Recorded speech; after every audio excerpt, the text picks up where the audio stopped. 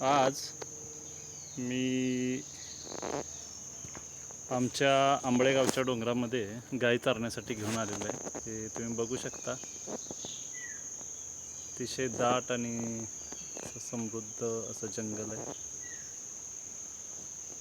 त्या मोठमोठ्या दगडी आहेत शिळा।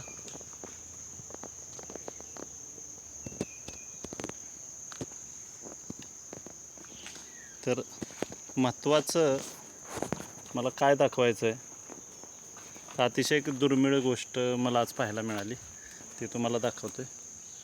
ही हंसपदी,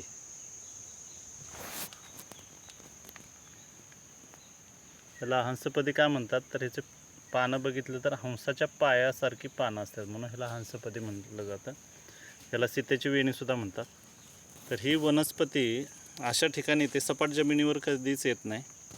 ही डोंगर उताराला किंवा दरडीला, दगडावरती, म्हणजे थोडक्यात टांगत्या ठिकाणी आपल्याला बघायला मिळते। हे काही तर ह्या दगडावरती सुद्धा तुम्हाला बघायला मिळेल।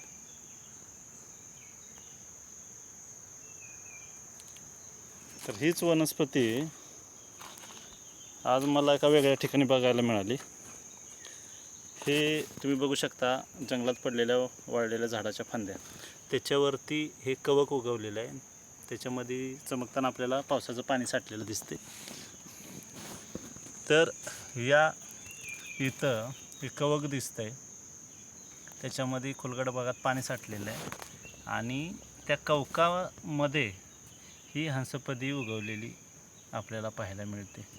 हे अतिशय दुर्मिळ आहे, हे असं कुठं पाहायला मिळत नाही आपल्याला।